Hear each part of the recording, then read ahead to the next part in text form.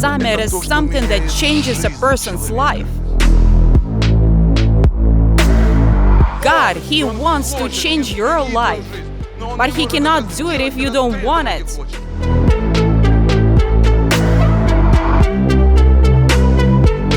You shape yourself. Remember it. God won't force you to shape yourself. Therefore, you choose how to live. You choose your destiny. You choose your path. God handed it over to your hands. Don't expect this from God. Don't put your responsibility on God.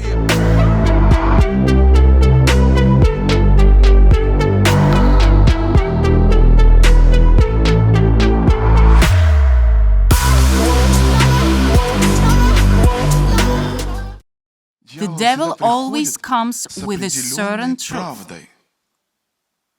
He won't just come, he will always bring some truth along with him. But that truth will always be poisoned. This is the kind of truth you've got to renounce right now, right here, while you're at the summit. You need to say, I renounce every demonic truth. You've got to make that decision. Just make it. That's it.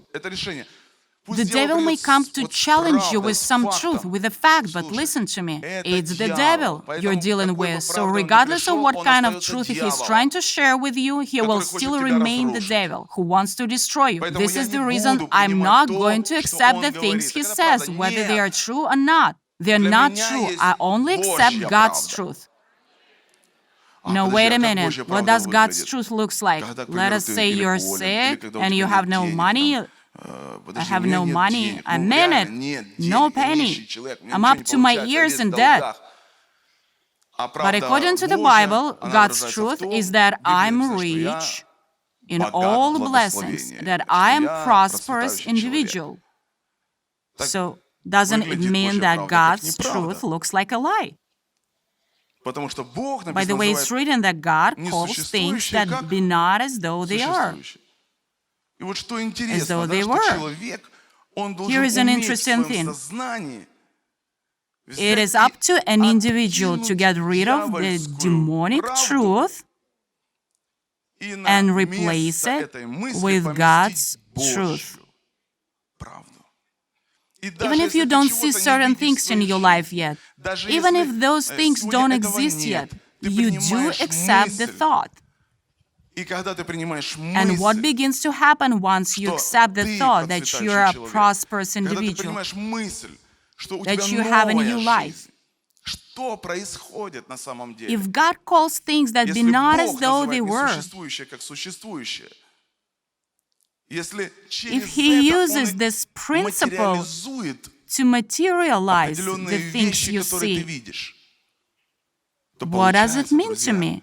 Now I want you all to listen very carefully, because the things I'm about to say are extremely important. Listen to me. What would you be the right way for me to think? What should my mind be filled up with? What do I need to have in my mind to abide in God's truth?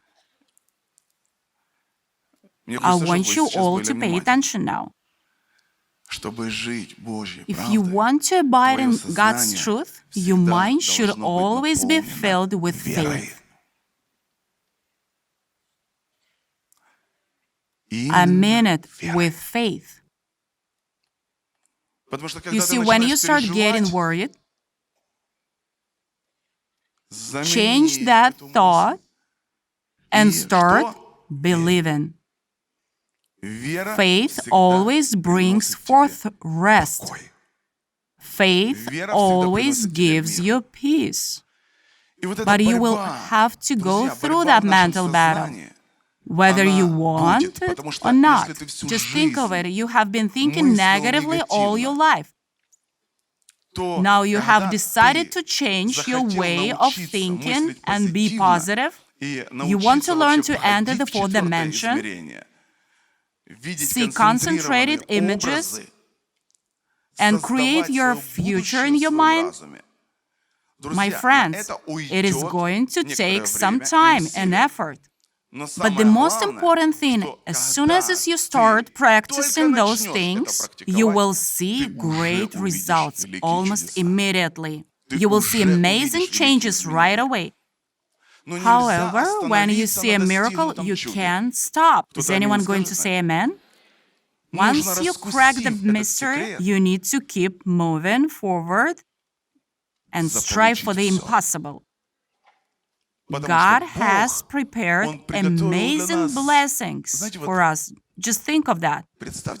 Even if you lived 1,000 lives, you still wouldn't be able to partake of even 1/10 of His blessings. I want to ask myself, why should I have a miserable life? I want a good life.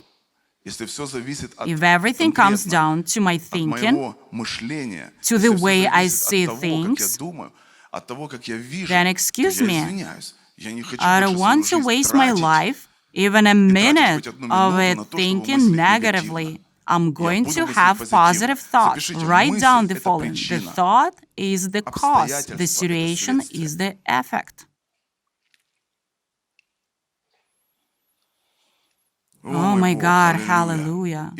I want you all to understand that if you work on your consciousness, if you fill it with positive images, pictures, ideas, something is going to happen. When you replace negative thoughts, images, and expectations with their positive equivalents, you start creating some victorious power in your unconsciousness. Victorious power in your unconsciousness. That's what happens. Remember, our circumstances are reflections of our predominant mindset that we have created ourselves. Dear partners, thank you for your faithfulness. Many people experience the power of God because of you today. Vladimir Muntian's ministry is the ministry that brings new free life and also gives the opportunity to be happy and a healthy person.